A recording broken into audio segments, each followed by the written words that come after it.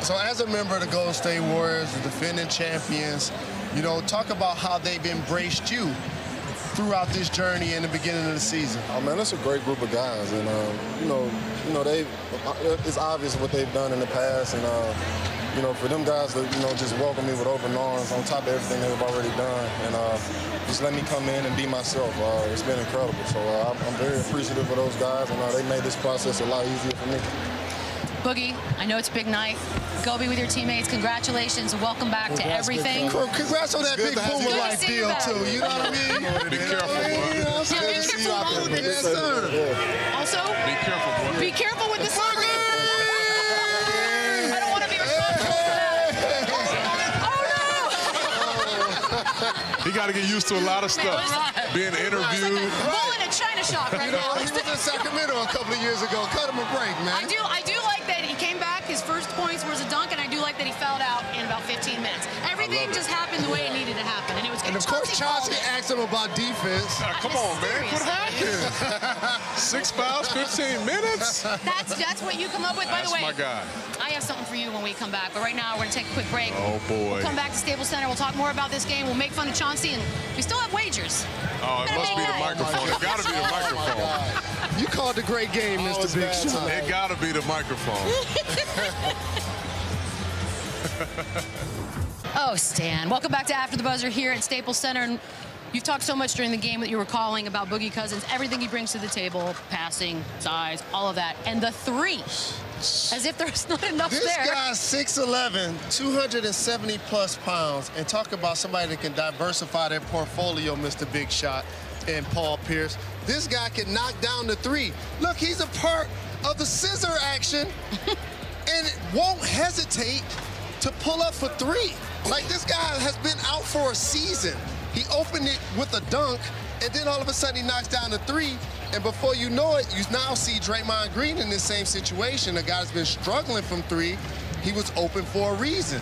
So now all of a sudden up front, if Draymond isn't making shots, you could go with Boogie and KD. But either way it goes, 2 or 3 of those guys being in the game at all times are going to be murder for the league. Let me tell you something. If you thought this Warriors offense was scary before, right, it's about to become a nightmare because, like Jalen said, he not only can shoot the three, but he gives them another dimension of a guy who can pass out of the post.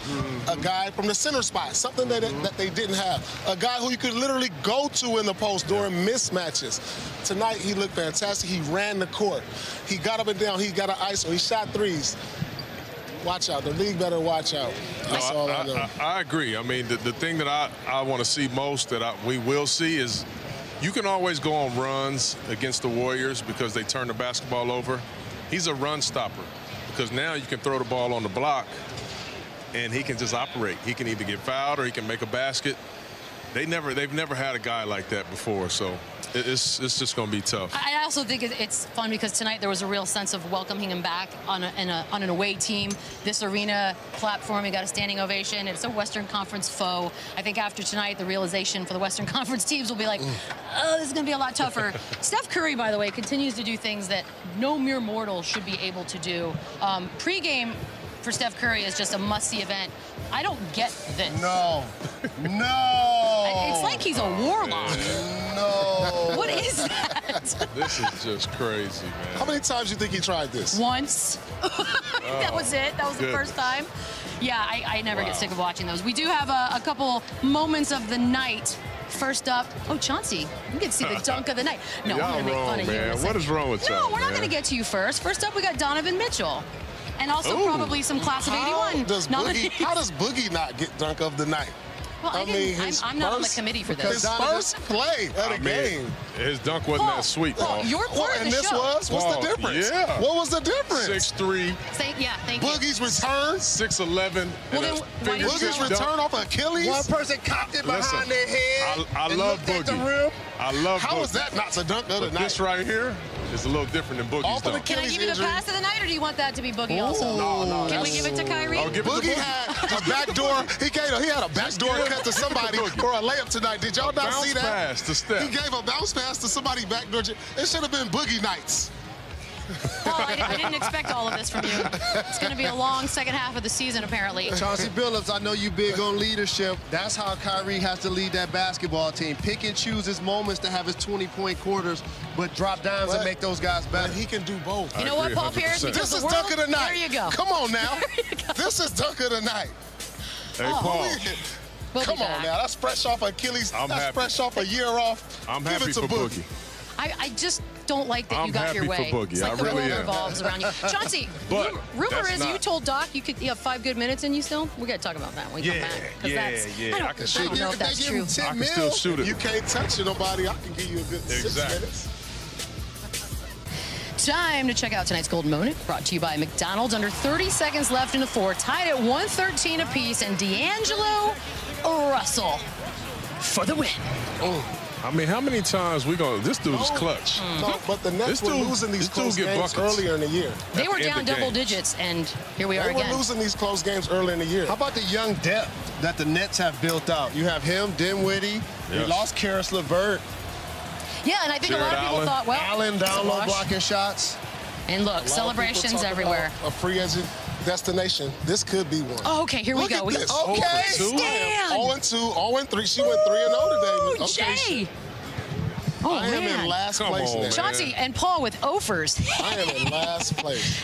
But that being said, I want to get back to this before we run out of the town. So you said 5 good minutes, you just won't play defense, but you can still shoot. Is that what we're doing now? That's exactly right. On an NBA court with NBA we'll players? We'll be seeing you in class of 81. No doubt. Every week. That's what, yes, you definitely will. You definitely will see me How on do you there. feel seeing Avery Bradley today? Did you have second Nightmares. thoughts? Nightmares, right? He was trying to pick Steph up like that, but that's the difference between me and Steph. Oh, here we go.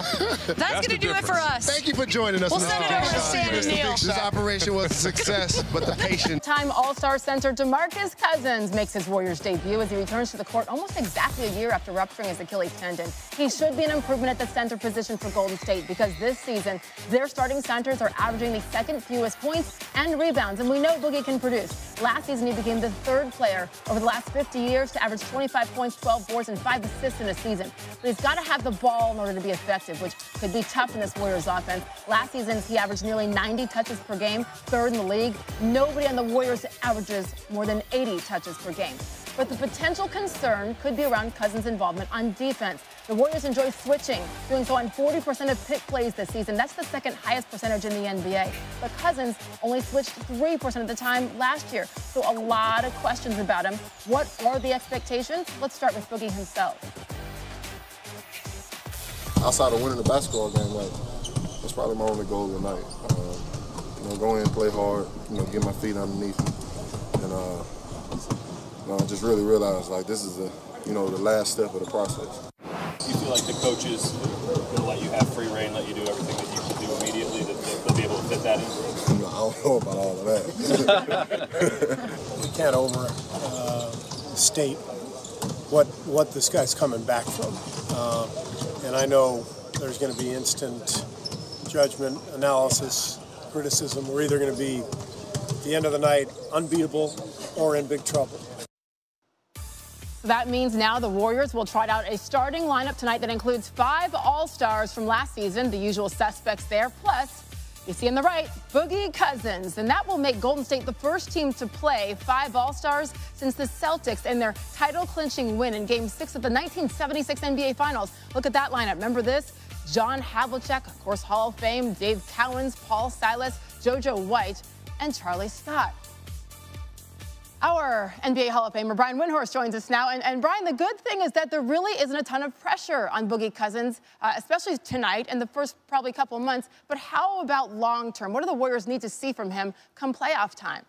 Yeah, Sage, really the Warriors view this in one way, which is that if he can help them win a couple of playoff games or a playoff series when they're playing a team that has a great big man like Steven Adams, that will have filled his role. They do not need him to come in and average 20 and 10. But I will say this, that part of what Boogie's doing here, yeah, he's trying to win a title, is to rebuild his value and show other teams out there that he could average 20 and 10 again in the NBA. So I don't exactly know how this is going to work a few months from now. Will Boogie be satisfied if he's got a limited role and he's not being able to rebuild his value? Maybe it'll all go swimmingly. Maybe he'll rebound and look like the same player he was before the injury.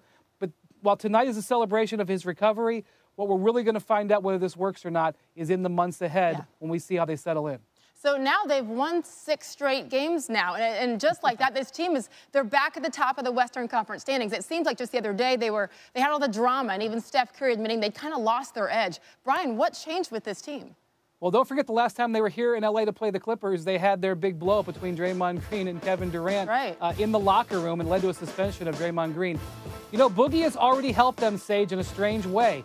As Steve Kerr was preparing for Boogie to come back, he changed his lineup in rotation, started playing Steph Curry and Kevin Durant more together, and we've seen an offensive explosion. So in a weird way, they sort of backed their way into their best basketball this season. It's crazy, and they're averaging over, 120, 130 points in the 6-game winning streak. So Warriors at the Clippers in Game 2 of our NBA doubleheader tonight on ESPN. Brian, thank you. Thanks. Well, Game 1 featuring this young man. Remember DeMar DeRozan? He was upset when the Raptors traded him to the Spurs, but he's doing great this season, averaging a career high in rebounds, over 6 per game, and a career high in assists as well, 6.4. All right, when Demarcus Cousins takes the court tomorrow night at Staples Center, he'll be just 8 days shy of the 1-year anniversary of his injury, that ruptured Achilles tendon. A lot has changed since then. At the top of the list, his employer, his teammates. But Boogie fans, don't worry. He says he's better than he was before, and now he realizes what it's like to be part of the hunted, the hated, apparently, defending champions. Listen to what he said to Rachel Nichols. They're going to say what they have to say. They're going to have their opinions. We're the most hated team in sports, so. You think you're the most hated team in sports? I would say that there are a lot of people in this country who love to hate the Yankees or the Cowboys. Well, put us up there. I would say the Warriors are for sure. You know, they hate Kevin, they hate me. I think the only guy they really like is Steph. They may hate him as well. They hate Draymond, but I mean, it is what it is. So I can't worry about that. Stephen A., before we get to his comments that they're now the most hated team in sports, my goodness, first things first, DeMarcus Cousins making his debut with the Warriors. What kind of impact do you think he'll have right away with the 2-time defending champs? Minimal. I mean, the fact of the matter is the way Steph Curry's playing, the way Kevin Durant's playing, they've been absolutely surreal. Steph Curry, I mean, the three-point shooting. They did a story on ESPN.com just the other day, throwing deep threes from 30 to 35 feet. He's shooting like 54% this season. That's just insane. Yeah. 48% over the last 4 years. He is the greatest shooter in the history of basketball, and he is flowing right now, considering the way him and Clay were flowing the other day, along with Kevin Durant, who in his sleep seems to always drop 27 to 30. DeMarcus Cousins can ball. He can walk around averaging 28 and 12, but that's as a number 1 or a number 2 option. Here he would be a number 4 option in all likelihood. He doesn't have to do that much. It's not required for him to do that much. Yeah. Therefore, I'm not trying to say he's big time. Please don't get me wrong. I'm just saying on this particular team, it's no big deal. And he doesn't have the pressure on him to do that right away. Correct. What about what he says they're the most hated team in all of sports? Agree or disagree? Well, I disagree with him, and evidently he doesn't watch football or basketball. I'm obviously being facetious, but clearly the Yankees are the most hated franchise. Don't get me started on how most people feel about the Cowboys, or at least they should with that nauseating fan base. And then obviously there's also the New England Patriots, who people are tired of seeing in Super Bowls and AFC Championship games. So I would say those 3 teams come before the Golden State Warriors, but he is right. The Warriors are the most hated, if not the most disliked franchise in the NBA, but not in all of sports. All of a sudden, they absolutely are. And you know what? If you're winning, that's what comes with it. Stephen That's what comes with it. Always winning. Thank you, sir. I would know. Like I said, it's experience. We're lacking it, and because of that, we have a lot of learning to do. When it gets hard, you got to think. You can't gamble and think that it's going to be the winning play. The things that you're doing, that you've done your whole entire career, of being able to kind of coast by in certain situations, and you've gotten away with your youth. Being on a championship ball club, you can't get away with that. So that was Kyrie Irving Saturday night after Boston's loss to the Magic, saying his current team lacks experience, which is true, they're young. So he sat out their next game against the Nets. That was their 3rd straight loss. Did you see what he did last night against the Raptors? Well, basically he did it all for the Celtics. According to Second Spectrum, he averaged 1.75 points per direct drive against Toronto. That's his highest average in 47 games with at least 10 drives since joining the Celtics. He also kept his teammates involved throughout the night. Celtics made 18 of their 21 shots off passes from him. Those 18 assists were 4 more than he's had in any other game during his entire NBA career. And with Boston trailing with less than 6 minutes left, Kyrie took over the game. He scored or assisted on all of the C's final 25 points as they pulled away and eventually snapped that losing streak. They won by 9 points. After the game, Kyrie spoke once again, but let me remind you. Go back to his old team, the Cavs. Remember, he asked and received his wish for the trade from the Cavs summer of 2017. Part of the reason was to escape the shadow of that man, LeBron James. That's why what he said after last night's win over Toronto is so interesting. Listen. I had to call Bron, and tell him, I apologize for being that young player that wanted to everything at his fingertips. I wanted to be the guy that led us to championship. I wanted to be the leader. I wanted to be all that. And, the responsibility of being the best player in the world and leading a team is something that's not meant for many people. Bron was one of those guys that came to Cleveland and tried to show us what it's like to win a championship. What that brought me back to was all right, how do I get the best out of this group of the success they had last year, and then helping them realize what it takes to win a championship. And Stephen A. Smith joins me now. Stephen A., most people seem to agree that what Kyrie said, there was no accident. He knew exactly what he was doing by going public, telling everybody he apologized to LeBron James. What is your take on all of this? Well, I just think it's a maturation process that's taking place before our very eyes. When you call out your teammates, when you have numerous meetings, some of them players only, and you're ultra critical, and you have guys like Jalen Brown, particularly after a loss against the Brooklyn Nets the other day, responding, talking about sticking together, not throwing people under the bus, galvanizing the troops, and coming together as opposed to being divided. You're Kyrie Irving. That has to resonate with you because obviously he's been outspoken. He's a champion on the squad. He's electrifying. He's box office. We all know that, and we know the expectations that come along with it. Well, he played with somebody that had those kind of expectations, if not even loftier ones, in LeBron James, and he sort of shunned that kind of impact on his life. So to be as in his own way, somewhat outspoken, recognizing now that he has to play a role similar to what LeBron James had to play at that particular time, understanding that him being called out by his teammates that way was similar to what he did to LeBron.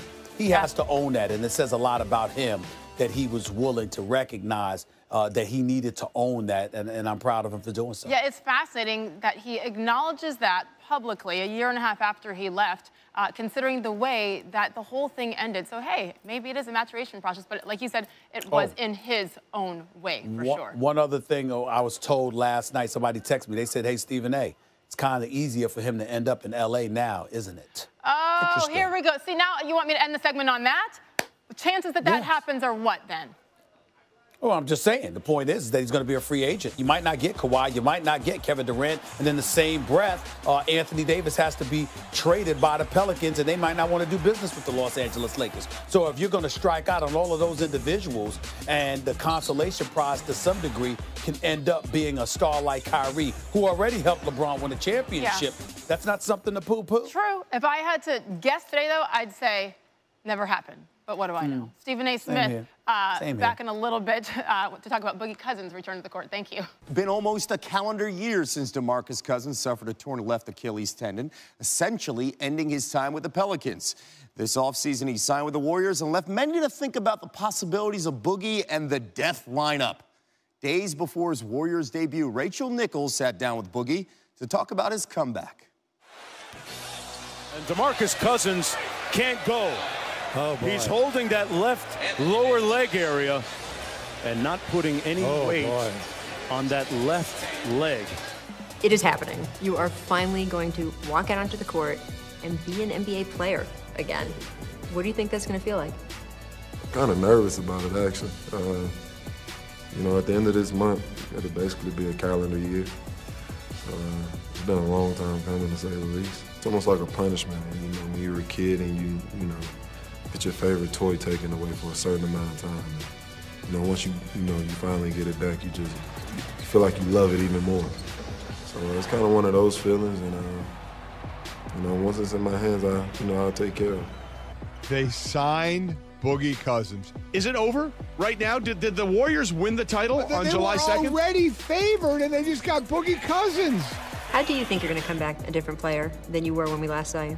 Well, obviously, I won't be the same player. I've gotten better.